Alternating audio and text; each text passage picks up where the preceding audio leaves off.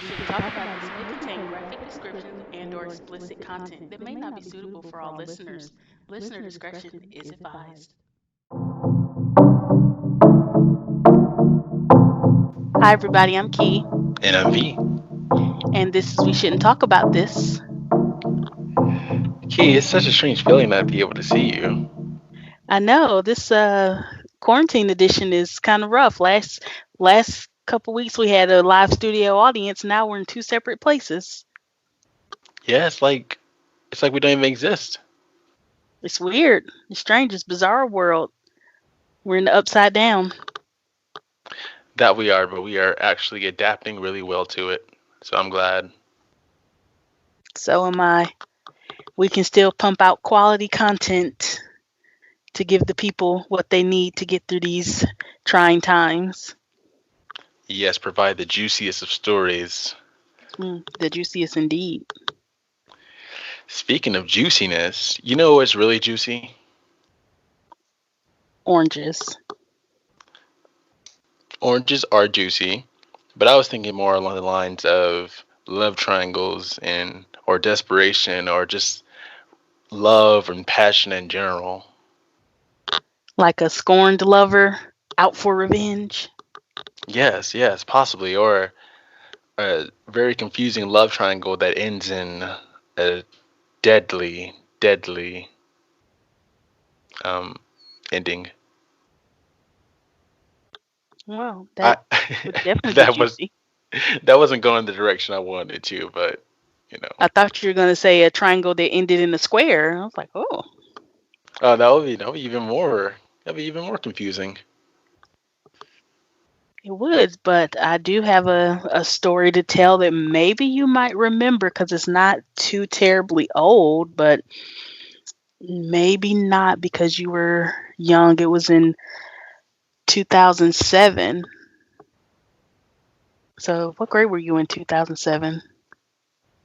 I would have had to been in the sixth grade, So you, seventh grade. yeah, this wasn't on your radar. It's not about video games. So, Yeah, that was when the PS3 was out then, so you can't tell me nothing. oh well. Are you going to start off this week? Have you recovered from the trauma of the last time you went first, or am I going to go? I've recovered. I'll go first this week. All right. Well, gather round, children. It's time for a tale of crime. So, Heather Strong was born March 23rd, 1982. She began dating Joshua Fulgham back when she was only 15 years old in 1997. Joshua was 22 at the time. So the two already had a very upsetting relationship. But it Yeah, was, that's pretty gross. yeah, don't, I didn't feel too comfortable reading about this story, but luckily it skips to her being 21 next, so we can skip all the weird underage stuff for now. Stuff we don't condone. Stuff we don't condone. So through the years, they were constantly fighting and breaking up and making up. And finally, in 2003, they had children together. They had two children. And then they decided to move from Mississippi to Marion County, Florida. Don't remember what the move was initially about from my research because it seems that Heather had like a job in a diner, and I didn't see what kind of career Joshua had. But the fights and breaking up and making up continued there. Nothing changed. And then 5 years later, Heather finally put her foot down. During one of the couple's many separations, Heather and her children moved in with her friend Benjamin McComb. And after a few weeks of staying there, Heather and Benjamin became intimate. Surprise, surprise. Joshua was furious about this, even though Surprise, surprise. even though he had already had his own side relationship with 26-year-old Amelia Carr. Now, Amelia has her own interesting backstory. Amelia Lily Carr was born Amelia Yara, the middle child of three. A psychologist estimated her IQ to be 125, which is in the 95 That's like percentile. genius level. Yeah. At the age of 15, she reported abuse by her father to her school, but withdrew her statements to officials. So she had a rougher upbringing in a way. And then in 2004, her father was convicted of attempting to solicit the murders of his family and was sentenced to 4 years in prison. Cheese and rice. Amelia herself had been married twice by this point and filed a restraining order against one of her ex-husbands for domestic violence. And then she was sentenced to 2 years of probation for her involvement in her ex-husband's grand theft of exotic birds. She's just all over the map. Like everything is going on in her life. I feel kind of bad with these birds. Like these birds, they don't know what's going on. They're getting stolen for no reason. What's going on with that? Right. They're just out trying to live their lives in the wild, and she just got too many plates spinning. Like stuff is her life is very haphazard right now. Seriously. Okay. So ending this little backstory about her. Amelia had three children, and one of them was with her ex-boyfriend James Acome. So remember this name. This name's gonna be important soon. Over the next 5 months, Joshua continued to harass both Heather and her new boyfriend Benjamin. He reportedly threatened them both with a gun on numerous occasions. Heather's friends stated that Heather was very happy in her new relationship with Benjamin and seemed to be in a really good place. In November of 2008, Amelia and Joshua became engaged. And then in December of 2008, Heather and Joshua became married. Wait, what? Yeah, So Heather. he's engaged to one and then married the ex. Yeah, so all right, so this is what happens. So Heather broke up with Benjamin to get back with Joshua and marry him. And Joshua, who newly just engaged Amelia, told her that they're through, even though Amelia is pregnant with his child right now. Oh, what a scumbag. Seriously, a scumbag. And I do not understand why Heather would leave a good thing to go back with this guy. I don't either. So Joshua and Heather married on December 26, 2008. 6 days later, Joshua was arrested for threatening Heather with a shotgun during a heated argument. He was charged with assault with a deadly weapon and remained in jail for many weeks. Good. While Joshua was in jail, Amelia visited him numerous times and they ended up rekindling their relationship. What is he doing to these women? Oh my gosh. This man, he has some magic. He has game. Apparently, if he can dump somebody, marry his ex, and then get the other ex that he dumped to come visit him in jail and also rekindle a relationship It makes no sense. at all. Why these ladies can't be that desperate? And what's really strange is that Amelia and Joshua's mom were actually on good terms with Heather. And so Amelia and Joshua's mom were fighting to get Joshua released from jail, and they asked Heather to write a letter on Joshua's behalf numerous times, and Heather refused. At one point, Amelia grew so angry about Heather's refusal that she pulled Heather's hair and held a neck to her throat. Held a neck to her throat. Her held a knife to her throat. As I say, this is getting weird in here. Yes. If it can get any stranger than it already But has been. but why would they expect her, Heather, to write a letter on his behalf if the whole reason he's in there is for threatening her, right? Right, yeah. Only reason I thought so because they both were like babysitting her children for her at times and just like, they thought they were good friends with her. Oh, well, But guess they still thought though, wrong. Yeah, but still though, you threaten me with a shotgun. I'm not gonna be so nice to, you know, like put in like give the court a letter saying that it wasn't all that serious and that I knew you'd never do it or whatever. It's Right. If just anything, I'm gonna write a letter and be like, keep him in there. He's crazy. Don't ever let him out. yeah. I'm scared. Like, So since Amelia and Heather were friends at this point, they had a mutual friend, James Okome, and he was able to intervene and separate the two women from Heather getting her throat sliced, pretty much. He- yeesh. Heather and James shortly began dating shortly after the incident and moved in together later that month in January. Joshua was released from jail a week later.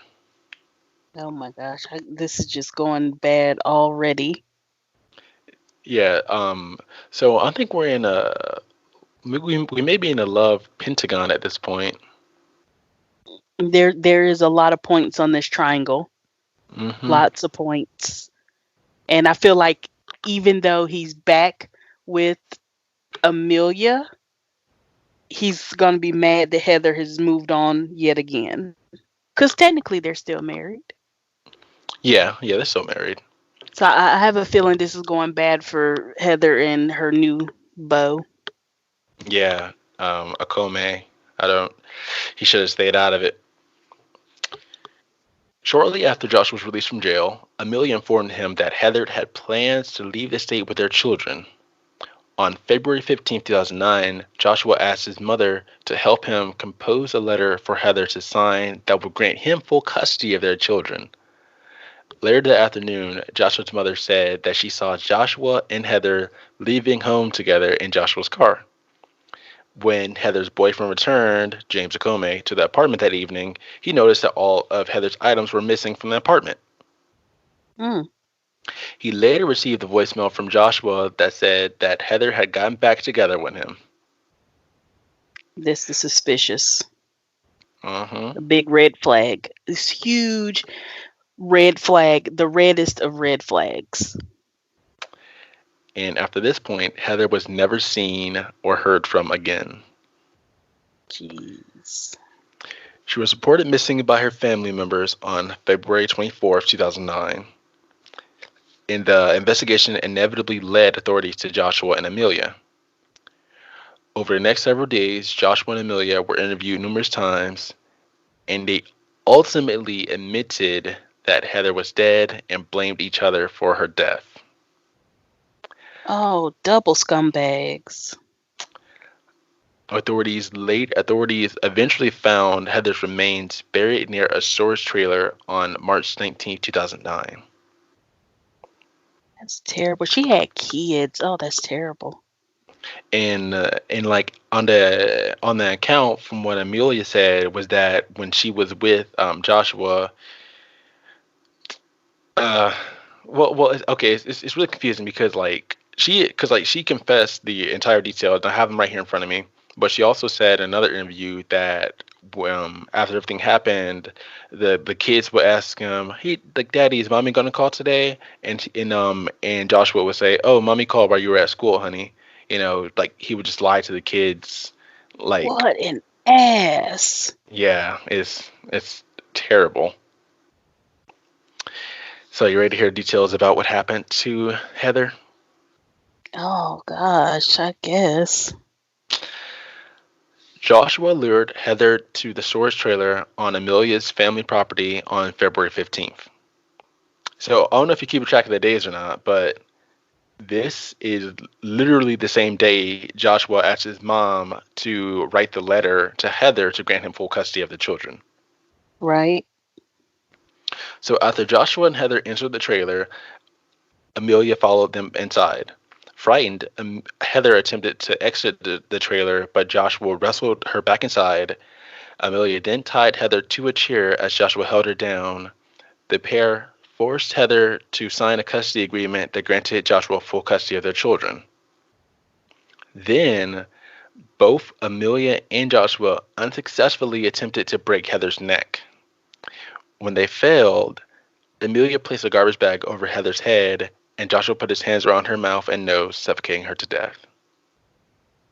Gee, that is terrible. Yeah, it's quite brutal.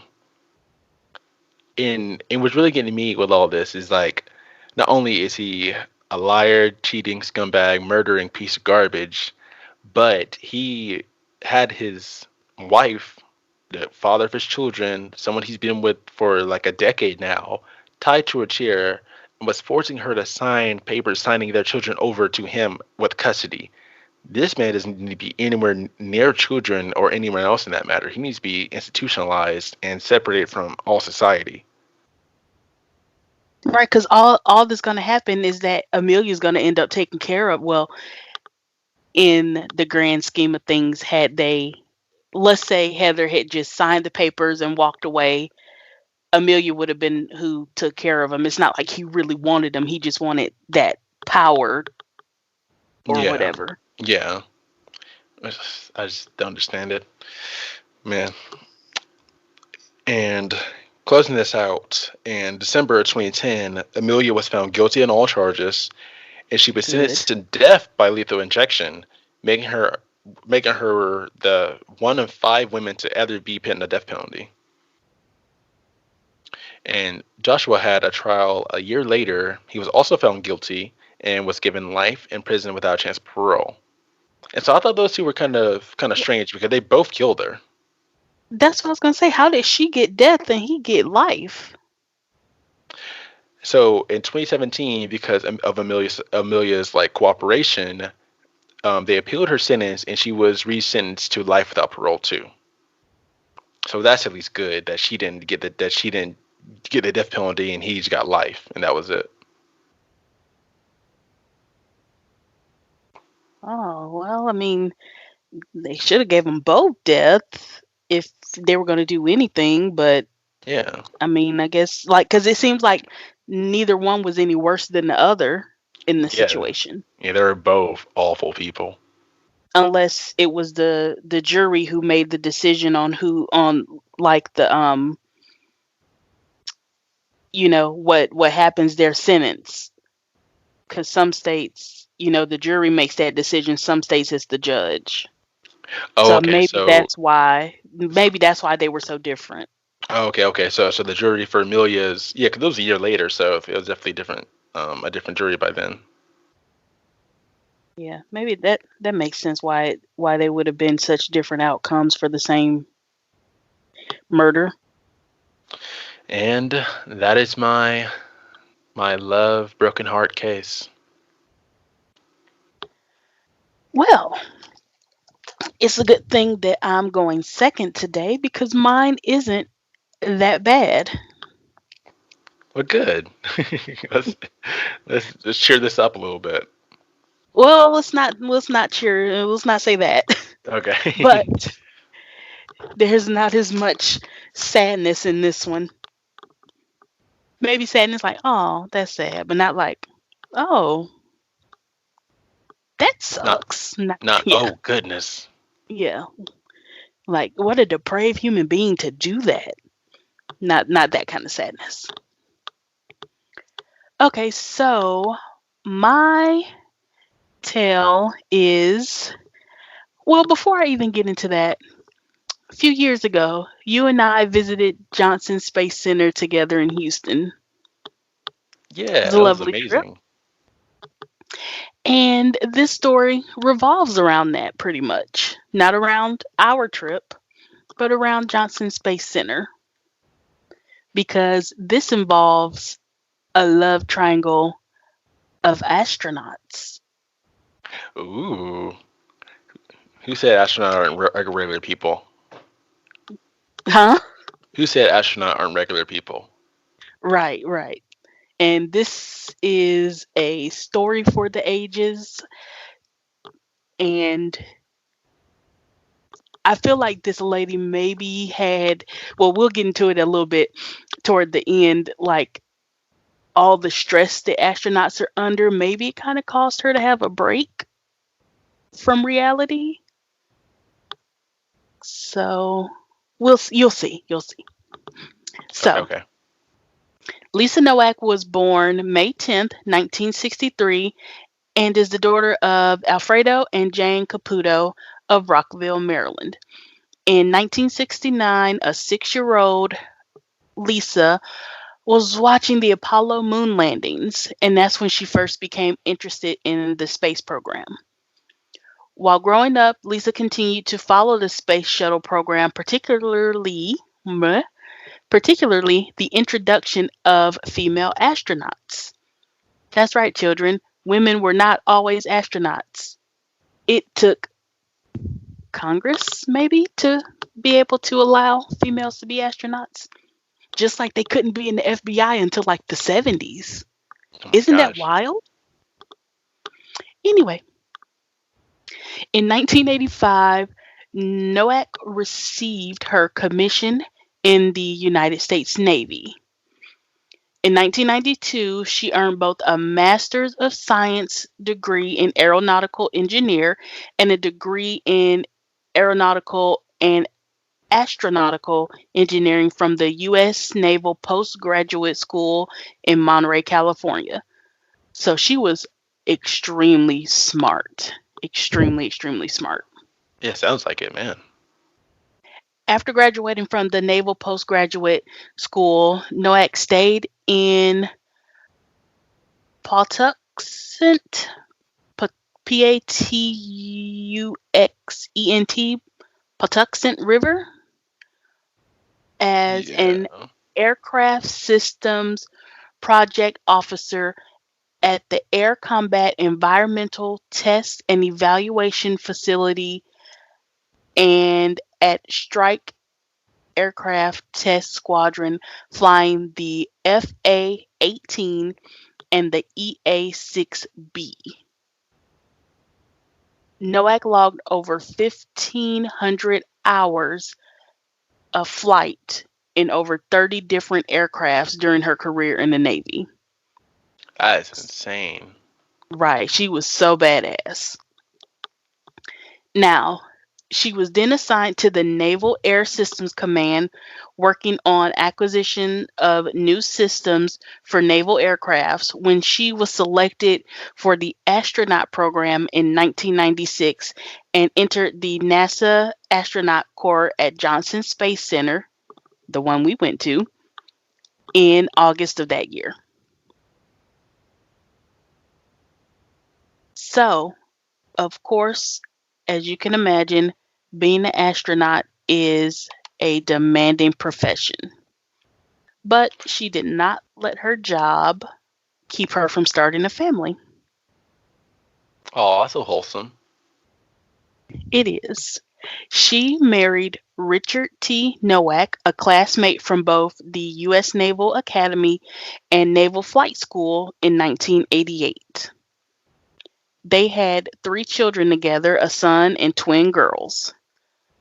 Nowak took pride in both having a family and staying on course in the space program, saying in one interview, "It's definitely a challenge to do the flight and take care of even one child and do all the other things you have to do, but I learned that you can do it." Now, Richard Nowak, her husband, was employed by a contractor to NASA at Johnson Space Center while concurrently continuing to fly for the Navy as an officer in the Naval Air Reserve. So they both had quite meaningful jobs, like very, high powered type jobs together and raising a family. You think everything could be going great, right? Right, right. Well, she qualified as a mission specialist in robotics and was assigned to a future mission designated STS 118. After some schedule changes, she instead went into space on July 4th, 2006, as a member of the STS 121 crew assigned to the International Space Station. NOAC served as mission flight engineer, operated the shuttle's robotic arm during several spacewalks, and logged almost 13 days in space. It took her 10 years to get on her first space mission. Can 10 you years? imagine? Are you serious? Yes, that's like how long these astronauts have to train in order to get on a mission, and some of them don't even ever get to go to space. None of them have been. I mean,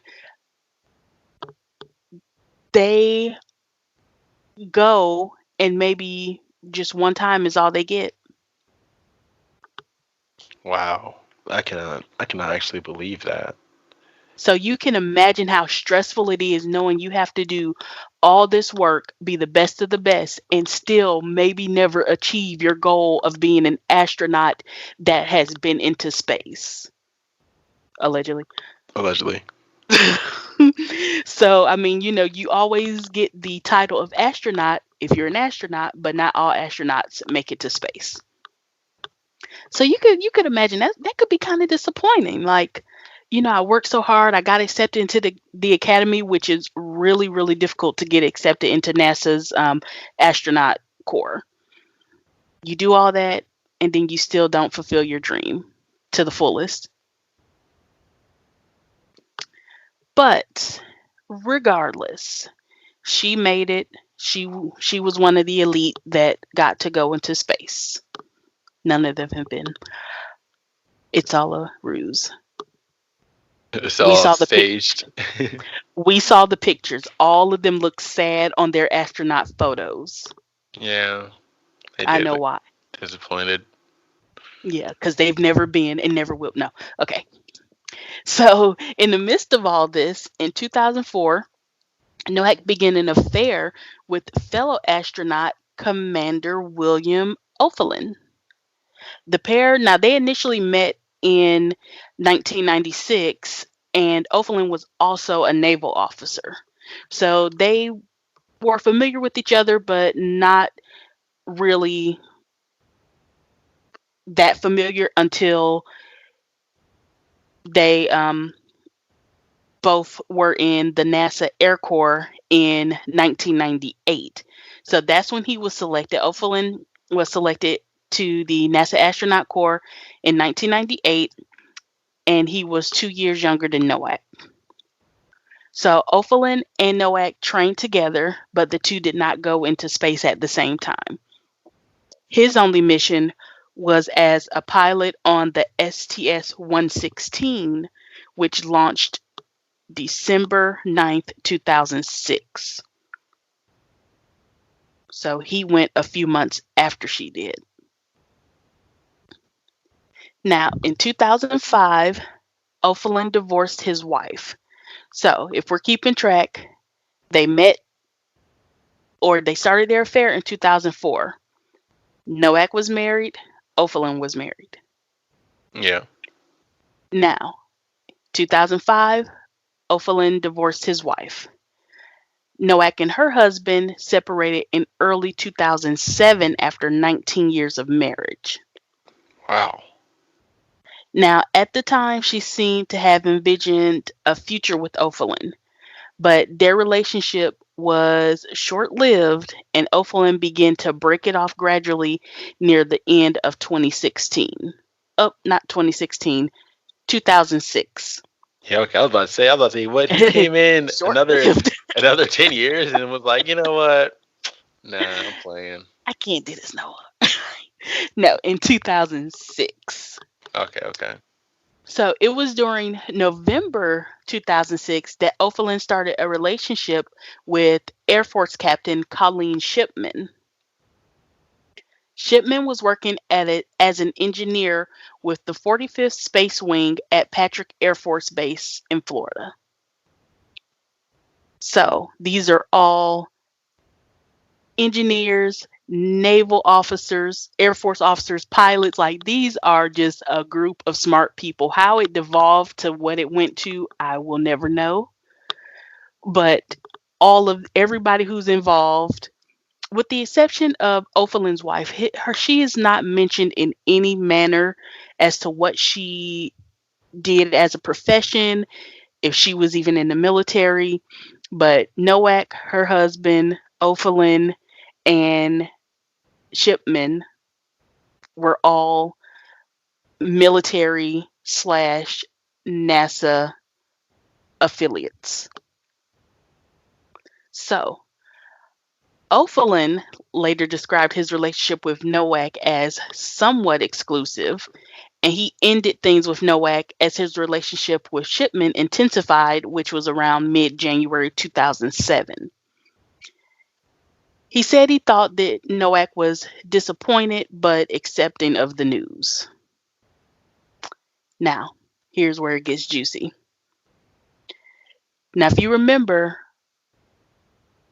O'Fallon went into space in 2006 in December. Uh-huh. While he was in space, Nowak let herself into his apartment using a key that he had given her. She accessed personal, steamy emails between O'Fallon and Shipman, and she also found a flight itinerary for Shipman. So, O'Fallon came back. Shipman flew out to Houston.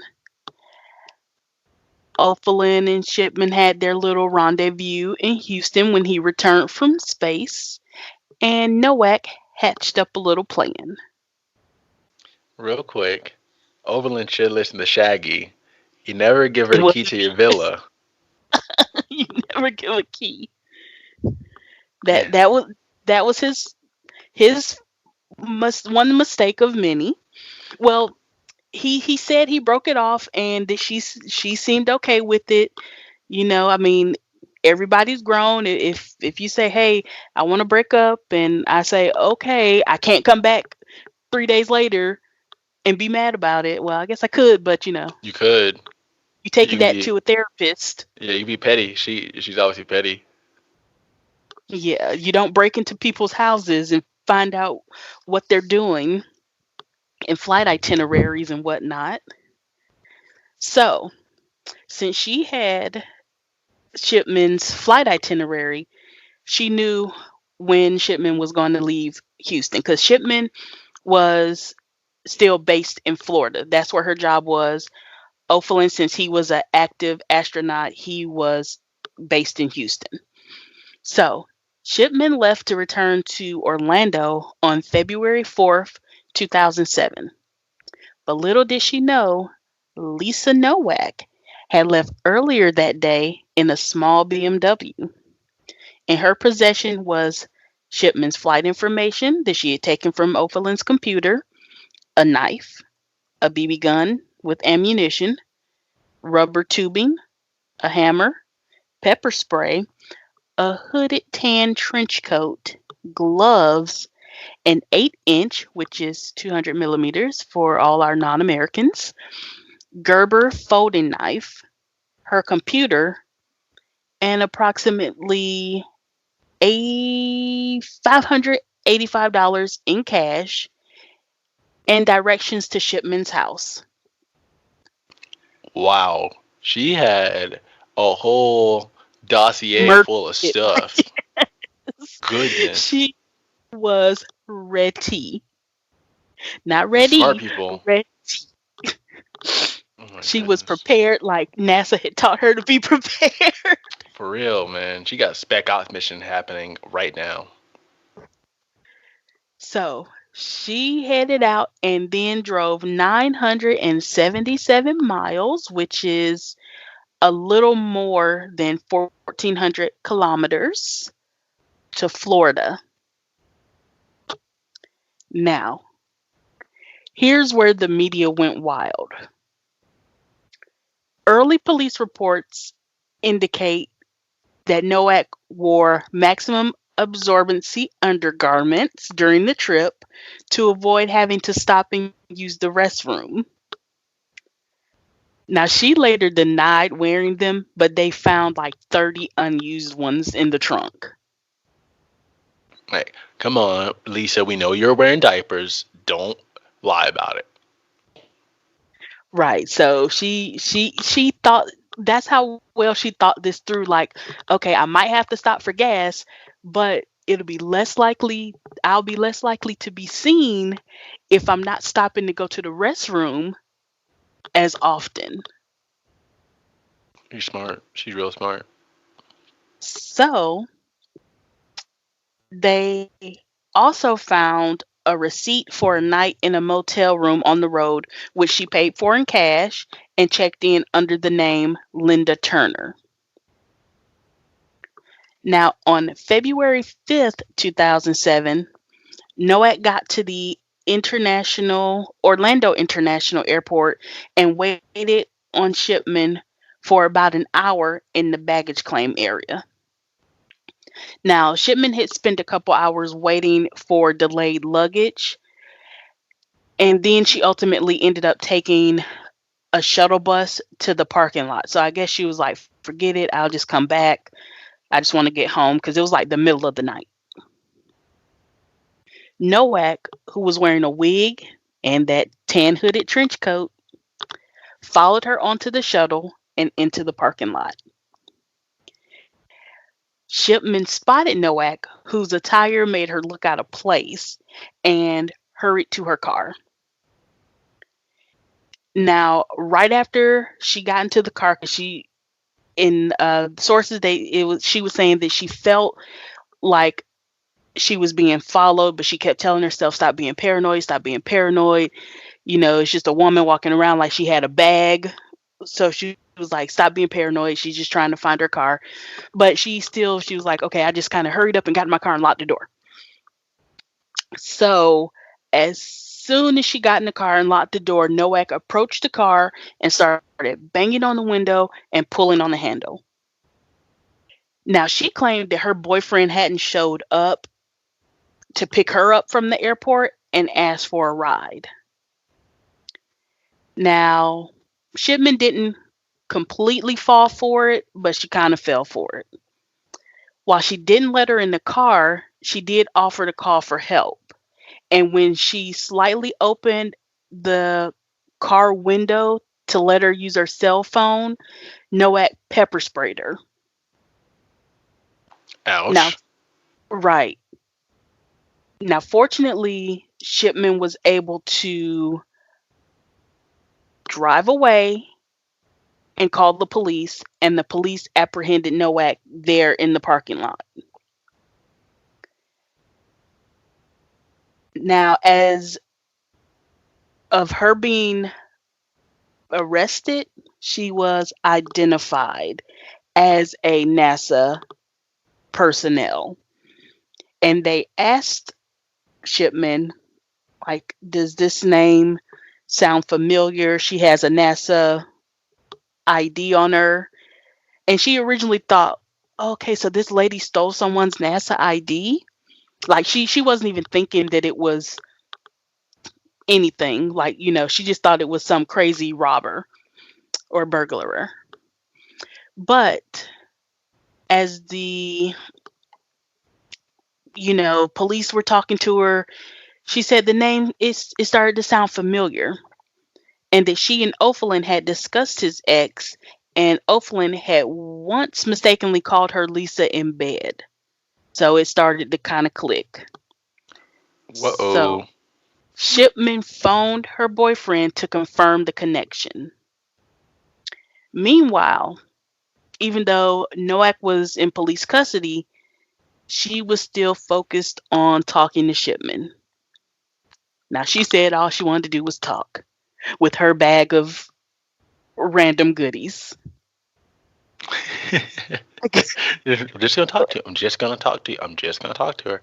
The rubber tubes, the pepper spray, the BB BB gun. guns, right? Knives, all types of things. She only wanted to talk to her. She just wanted to talk. Now, while there's no definitive explanation for Noak's choices, I mean, of course, she gave what she thought would get her out of trouble, which was she just wanted to talk. But some of those close to her speculated that the Columbia shuttle disaster may have played a part in her breakdown. Now, on February 1st, 2003, the returning shuttle Columbia was completely destroyed after a piece of foam broke off and hit the ship's wing. 7 astronauts on board lost their lives, including Nowak's close friend, Laurel Clark.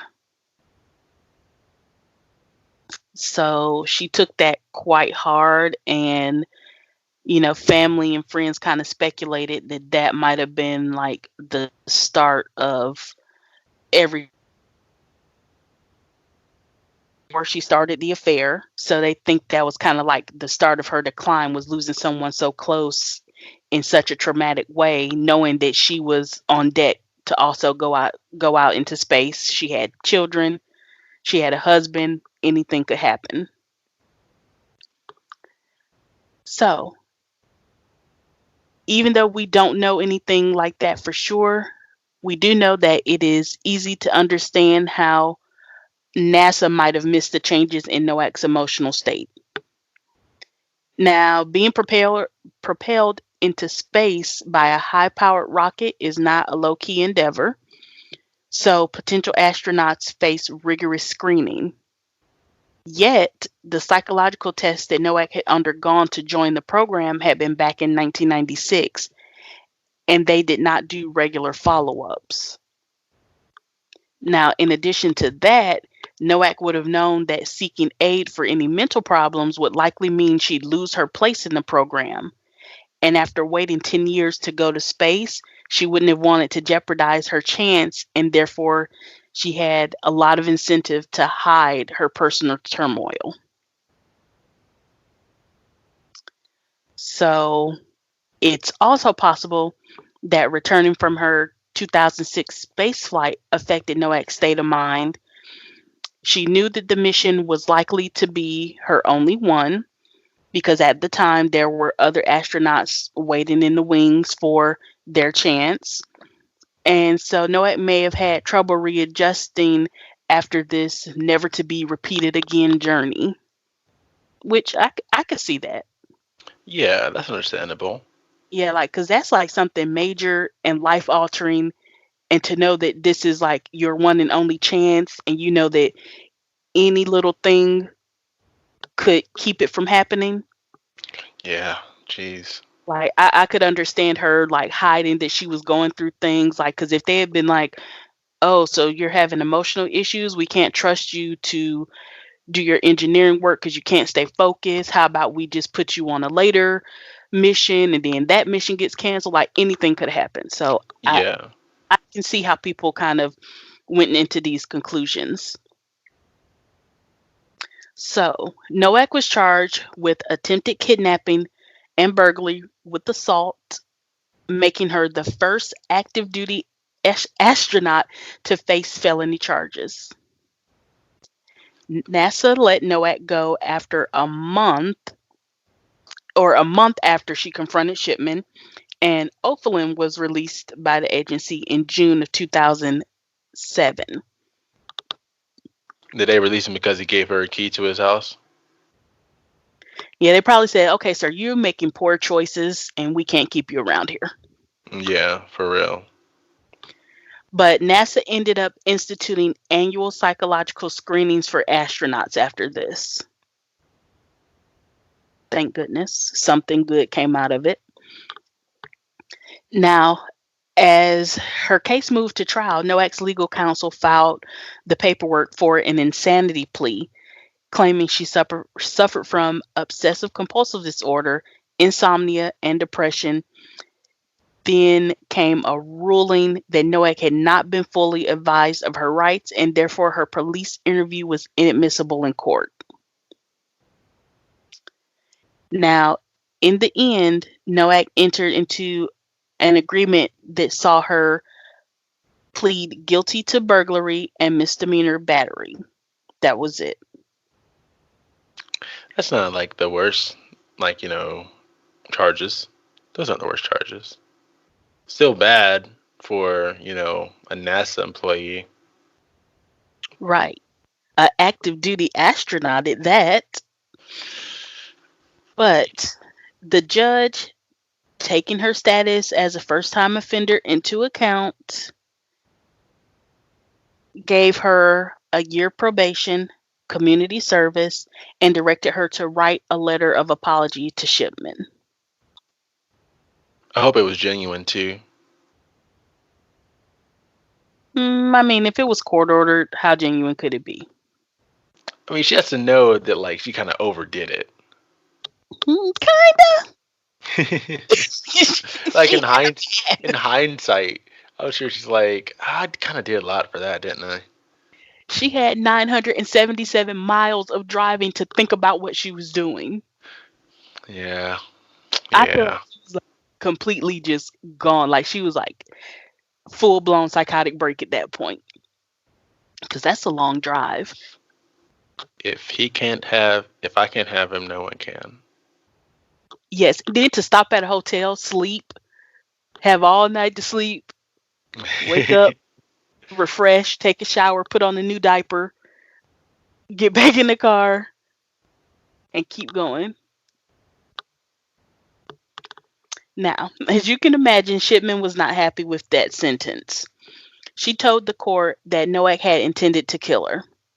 It was in her eyes, a blood chilling expression of limitless rage and glee. The crime left Shipman with nightmares and dizzy spells, migraines and high blood pressure, and she can no longer sleep without a light on. She purchased a shotgun and obtained a concealed weapons permit. I have horrible anxiety, she said, especially at night. I have terrifying nightmares of being cut into little pieces. I have barricaded my doors. So she was deeply, deeply affected by what happened. Yeah, that's terrible. That is. And it's like with all the sensationalism of, oh, astronauts and military people, and she was wearing diapers and she drove and, she did all this stuff to conceal where she was. Like Shipman really kind of got lost in the mix, even though she was the victim. And that's the real sad part. Yeah, it is. Yeah. Now, much to probably everyone's surprise, Noack's actions did not derail Shipman's relationship with O'Fallon.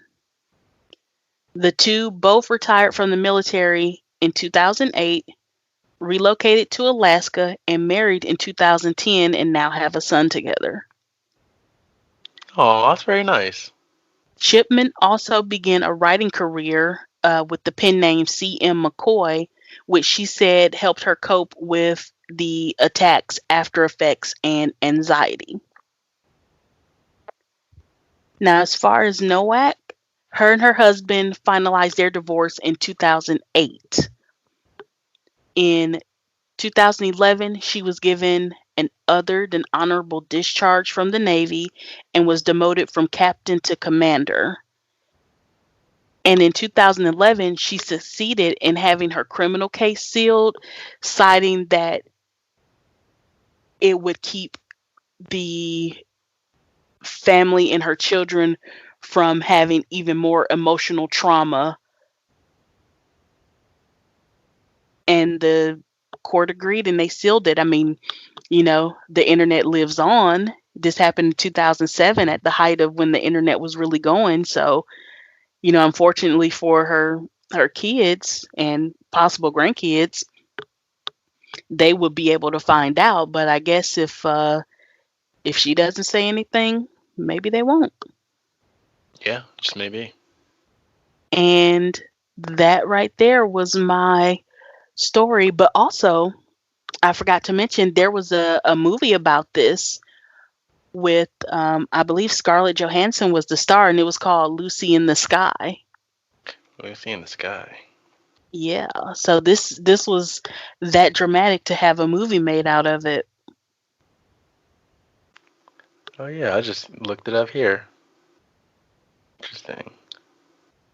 Yeah, I'm gonna have to put that on my watch list. Like they said it was loosely based on it. Like I read some of the breakdown of what happened, and they did take their liberties with the story.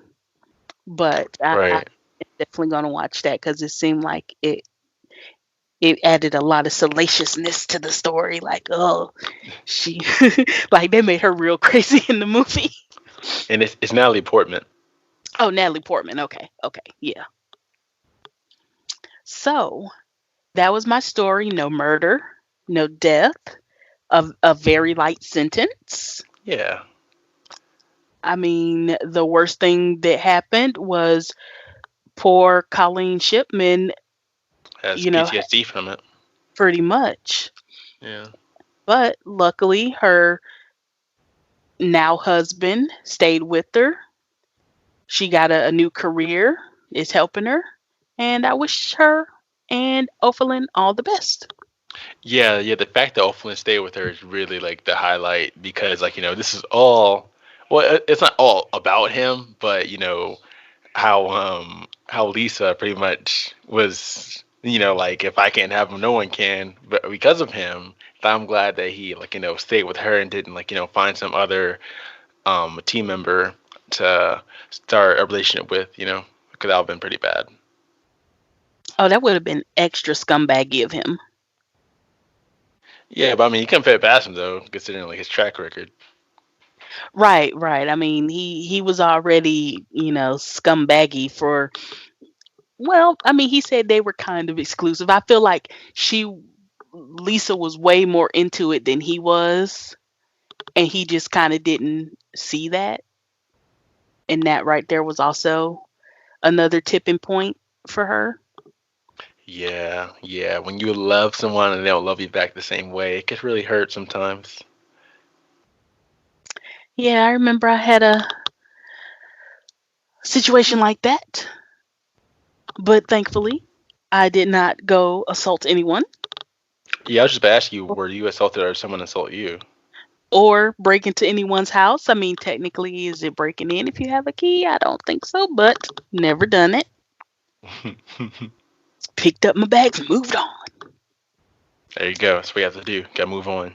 You got to move on. So there's a couple lessons to be learned from this. Uh, One, don't start relationships with everyone who tries to help you so that you don't end up like Heather, because that was just, it seemed like everyone who helped her, every male who helped her, she ended up becoming attached to. Yeah, it's kind of unhealthy on her end. Very unhealthy. Two, don't give out keys to your apartment or house. Listen to Shaggy. Listen to Shaggy. He is the authority on it. And three, just move on. Just move on. Just move on. So, even though my story helped bring us back up a bit, we can still end this out on an even lighter note. Yeah. How are you going to bring us? How are you going to bring us all the way up? Me? Why is it on me? I thought you had some plan. I thought you had something in your back pocket. Okay, well, I do actually.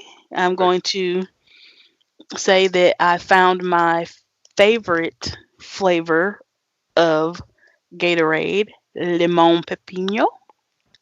I think I've tried that one. It's my absolute favorite.